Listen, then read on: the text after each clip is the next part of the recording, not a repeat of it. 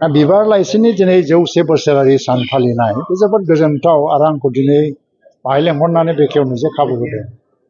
1924 मायथाइनिफ्राय जागायनानै 1937 मायथाइ बा 1920 मायथाइनिफ्राय 37 मायथाइसिम प्राय 17 बोसोरखौ बर' थुनलाइनि जारिमिनाव बिबार मुगा होननाय जायो। मानो होनबा जुदिও बियो फर्मेलि 24आव पाब्लिश जादोंबाबो 1924 20 सोनिफ्रायनो बेनि माबाफ्रा जागायजेनदोंमोन एफा एनै रिटेन फर्मआव आर्टिकेल फर्मफ्राव।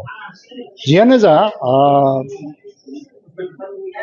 बे 100 बोसोरनि जारिमिनाव जों गोबां बाथ्रा मिथिनो हायो। दिनै बर' थुनलाइ आफादा बिनि सानखौ फालिनायनि हाबाफारि हिसाबै अदालगुरि कलेजाव खुंफैदों आरो आङो जोबोद मोजां मोनदों, बिथांमोनखौ साबायखरबो होगोन जे बे हाबाफारिखौ लाफैनायनि थाखाय।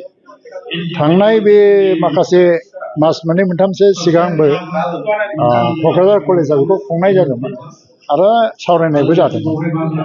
दा जाय सतिश चन्द्र बसुमतारी बिथाङा सुजुगिरिमोन, बिनि उनाव अलंबार मेगाजिन ओंखारदोंमोन लाइसि, बेनि सुजुगिरिया प्रमद चन्द्र ब्रह्म। बिथांमोना साफा साफा जोंनि बर' थुनलाइनि जारिमिनाव सान अखाफोर बायदि जों बिसोरनिफ्रायनो सोलोंनो मोनदों। ओंखायनो जोङो दिनै बिबार लाइसिनि 100 बोसोरारि फालिनायजों लोगोसेनो बै बिथांमोनखौबो जोङो मान होनायजों जों फालिलांनांगोन, मुलुगखौ मिथिहोनांगोन, गोदान जेनेरेसनखौ मिथिहोनांगोन। जाय समाव बर' रावखौ रावबो राया, जाय समाव बर' रावा थैलांनायनि लामायाव आरो बै मानसिफ्रा सोरबा बेंगलि मिडियाम सोरबा असमिया मिडियामाव फरायनांगोन, नाथाय बिसोरो सानदों मा बर'आ बर' थुनलाइ थायाबा बर' राव थायाबा जाथिया थैलांगोन। बेबायदि हाबाफारि लानानै बिबार लाइसिखौ बिथांमोना दिहुनदों। दा जों जेसेबांखि मान होआ मानो जों थोजासे मान होनो हाया। जोङो जेब्लायबो ऋणी जानानै थागोन बिथांमोननि आखायाव। गोदान जेनेरेसनफोरनि आङो दिनै बुंलांनो सानदों मा, जों एवार्ड मोनबाय, साहित्य एकाडेमि एवार्ड मोनबाय, 8 सिडिउलाव फैयो बर' रावा। बे मानि थाखाय? बिबार लाइसिनि थाखाय।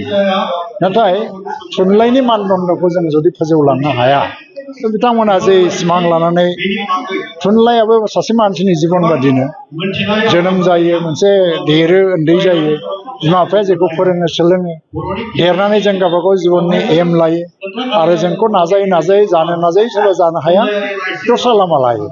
दा थुनलाइयाबो स्टेगनेन्ट जानो हाया।